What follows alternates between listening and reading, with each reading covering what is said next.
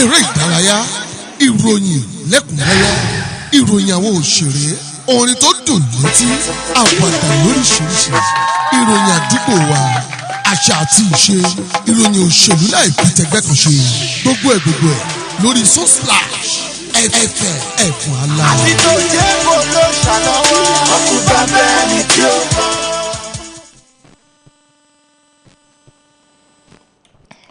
Good evening, it's 5 o'clock.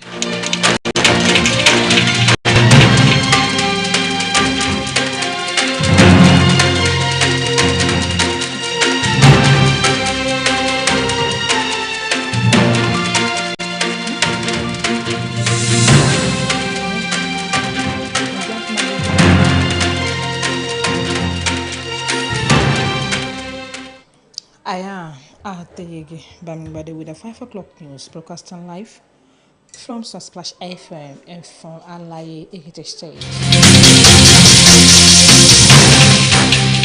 First, the top story. Ilawe Ekiti appoints Princess Folashade Adebanji Alabi has new regent. Tinubu kept subsidy removal plan top secret to avoid possession, says Vice President Shettima. Makinde marks APM presidential candidate.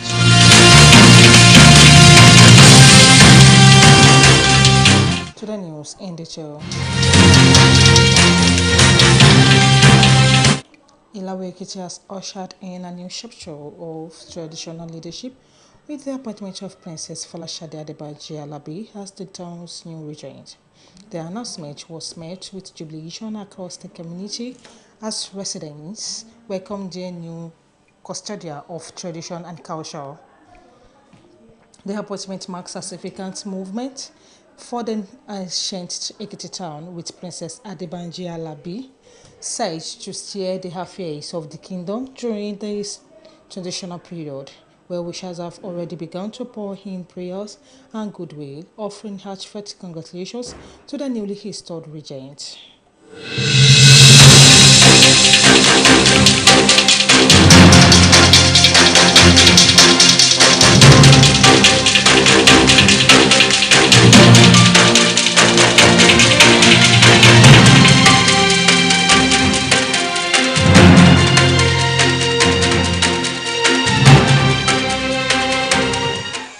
Operatives of the Ogun State Police Command have recovered a bag used to deliver ransom for kidnapped victims from the kitchen of Abdullahi Muhammad, the 67-year-old Seriki Fulani and leader of the Fulani community in Ijebu-Ode.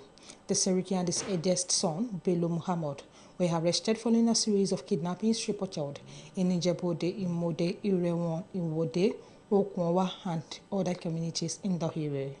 The anti-kidnapping unit, led by SP Bandele Shito, carried out the operation after weeks of intelligence gathering. A police source said one of the bags used for ransom payment was found in the Seriki's kitchen. Police linked the gang to Bala Muhammad, a son of the Seriki who was recently released after 75 years in prison for kidnapping.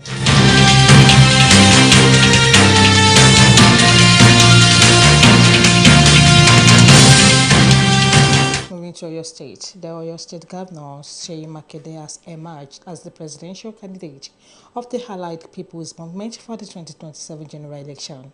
Makinde emerged as the party's presidential primary held in Ibadan, the Oyo State capital, today. In his acceptance speech, the governor said his ambition was driven by the need to restore hope and rebuild confidence in the country. The governor promised reforms in the oil and gas sector, saying Nigerians should benefit more from the country's natural resources. Makinde explained that his campaign would focus on competence and solutions rather than empty promises.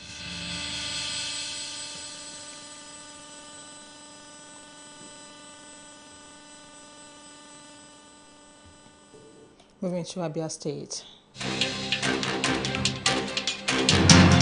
The traditional ruler of Anunu, Ancient Kingdom, in Obinwag local government area in Abia State is opposing Nwako as cowed youth in the area to abandon any plans of revenge following the death of Miss Wendy Ashuba at her lodge in Humadari village, Umolongo community, Hobowo local government area of Imo State. Ezenwao, who made the appeal yesterday, warned that any reprisal action could lead to further violence, stressing the need for restraint as security agencies continue investigations into the incident. Reacting today, the Imo State Police Public Relations Officer, the SP Henry Okaye, said police responded immediately after the incident was reported.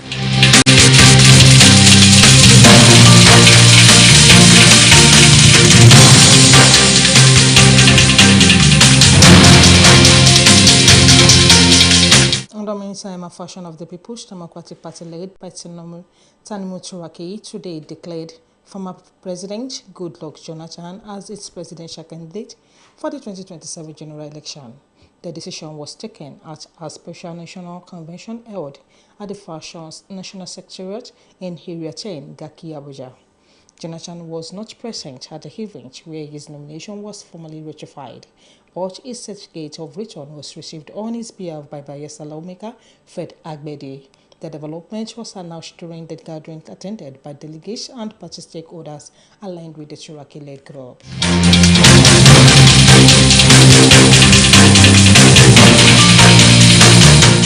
Moving on, the chairman of the Nigerian Governors Forum and governor of Kwara State, Abraham Abdulrasaq, said state governors are considering a new national minimum wage of 100,000 naira aimed raising economic hardship in the country.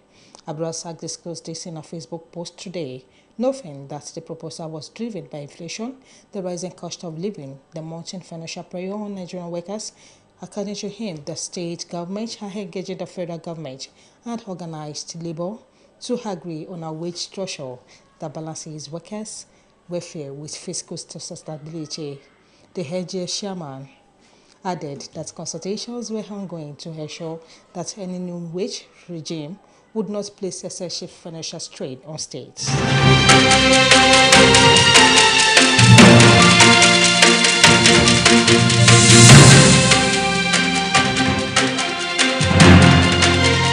Moving to Edo State, the coalition of registered political parties has called for a public apology by Edo State Governor Monday Okpebholo over the use of pepper spray on students during the Children's Day celebration by a member of a private security outfit.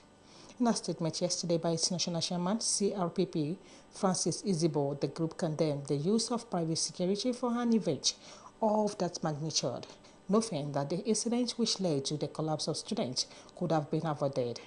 Reports indicated that some male students of a government secondary school notorious for causing invaded the venue had allegedly attempted to force themselves on female students, which allegedly triggered the use of pepper spray by bouncers.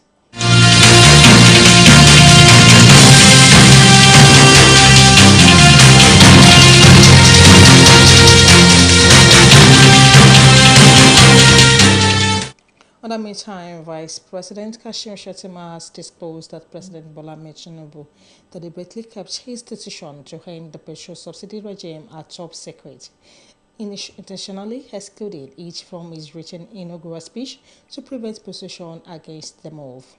Shettima made his disclosure yesterday during a high-profile concert visit by state governors to the president at his private residence in Lagos to mark the Eid-el-Kabir festivals and the third anniversary of the administration, dividing the economic restriction implemented by the administration over the last 3 years. Shettima argued that Tinubu inherited a structurally compromised nation that required surgery. Our reporter gathered that Tinubu also defended the subsidy removal yesterday, stating that it saved Nigeria from imminent bankruptcy and that the difficult reform period was now yielding visible dividends for state and citizens alike.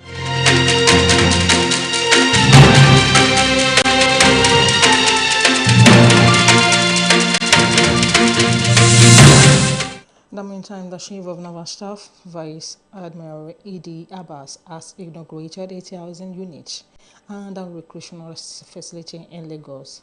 The Naval said in a statement today that the projects were inaugurated at Naval Town Ocho as part of activities marking its 70th anniversary.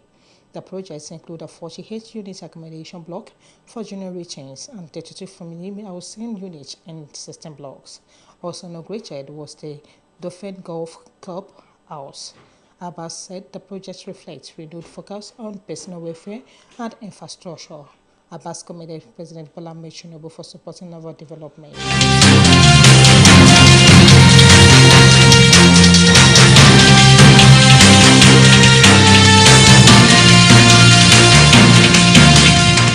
Moving on, the national leadership of the Nigerian Democratic Congress has debunked conflicting list of purported winners of its primary elections in Enugu State circulating on social media, describing them as unauthorized rumors. The party instead confirmed the successful and peaceful conduct of its primary elections across the state for all elective positions, including the presidency, governorship, senate, House of Representatives and State House of Assembly. Speaking with journalists in Enugu today, the National Secretary of the NDC, Mr. Hikena Morgan, stated out that the internal election, which took place on Friday, May 29, 2026, was conducted through direct primaries, allowing all eligible party members to vote for their preferred candidate. He assured all aspirants of transparency, fairness, and due process, stating that the names of the successful candidates would be formally transmitted into INEC in strict compliance with statutory requirements after the completion of internal administrative procedures and ratification processes. To wrap up the news for 5 o'clock, here are the top stories once again. Ilawe Ekiti appoints Princess Folashade Adebanji Alabi as new regent. Tinubu kept subsidies removal plan top secret to avoid position, says Vice President Kashim Shettima. Makinde emerged APM presidential candidate. And there's it on news update for 5 o'clock on Splash FM. Thank you for listening.